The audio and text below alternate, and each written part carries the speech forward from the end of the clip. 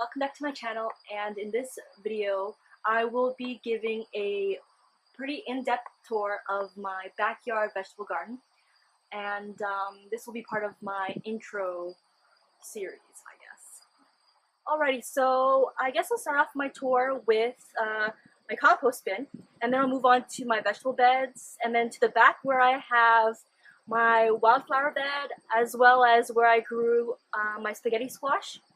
And then it'll be going on to my fruit trees and grapevine, as well as where I grow my pumpkins and cucumbers. Oh, in the middle I also have peppers and eggplants. So here's my compost bin. I used the wood from my old vegetable beds to make it. And strangely enough, I have these pepper plants as well as this squash plant growing outside. They self-seeded, and I believe the seeds came from the compost.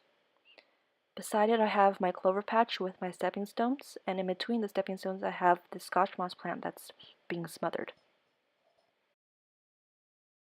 Now moving on to my first vegetable bed, I have lots of basil growing, and I grew them all from seed this year.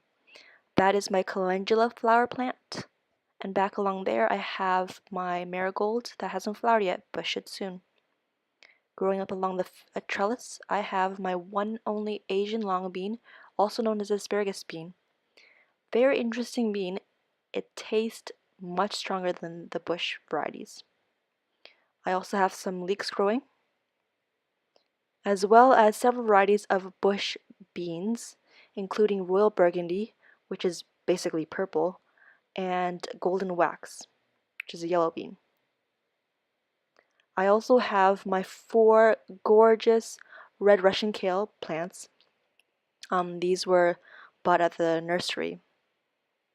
Thankfully this year the cabbage moths have not destroyed them.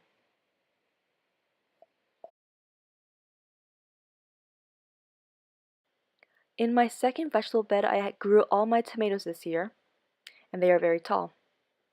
I have several varieties. This, I believe, is the pineapple tomato. This is the yellow cherry. I'm not exactly sure the variety. This is a determinate pinkish red rose grape tomato. Great producer. I also grew lots of basil here as well, and the classic Tiny Tim, which is a dwarf cherry tomato variety, and some self-seeded summer savory from last year. And then along back there's some calendula, as well as another beefsteak variety of tomato. I'm not exactly sure the variety because I got the seeds from my neighbor. Right beside my tomatoes I have my wildflower bed along with my single sunflower plant, as well as my gorgeous fuchsia zinnia. I have a few no, those are black-eyed Susans, and these flowers I'm not too sure what they are, but the Japanese beetles like to chew on them. Here's my odd looking fountain that looks more like a well. And then over here I have my spaghetti squash that's kind of growing into the flower bed, kind of growing out of control. More black-eyed Susans. And this is actually a tomato plant that I grew from a sucker, and it's starting to produce tomatoes, which is really cool. Here I have where all my other spaghetti squash have grown. I did harvest most of them, and this is my Malabar spinach growing up the fence. It does very well in the summertime, actually, if you want spinach in the middle of summer. These are leeks and onions, I believe Spanish white. Along here, more spaghetti squash, Malabar spinach, and 2 more tomato sucker plants. Here are my 2 nectarine trees. They got devastated with peach leaf curl this year and did not produce any fruit. That is my dwarf cherry tree that is being infested with Japanese beetles. Very irritating. Over here I have my sugar pumpkin patch. This variety of sugar pumpkin produces amazingly, and surprisingly I got the seeds from a pumpkin that I bought from the grocery store. Here are more leeks and some basil and onions, and this is my second round of pumpkins over here. So these are my crate container planters that I'm growing up along my railing. This is my lemon cucumber plant, not doing so well this year. but I did get a few cucumbers and they taste quite good.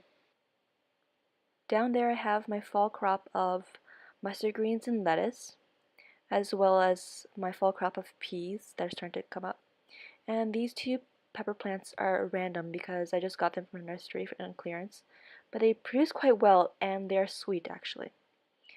Along here I have my other crate container planters and another zinnia and cosmo plant. I also have some nasturtium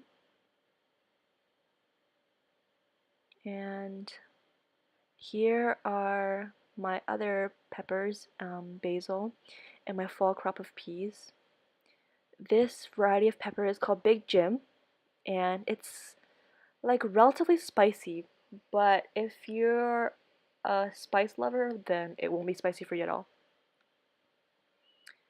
More basil, and then my eggplants, best so far that I've grown. Over here I have my sweet coral bell peppers, my grapevine that bounced back, so I'm really happy about that. But still no grapes. So that's about it for the tour.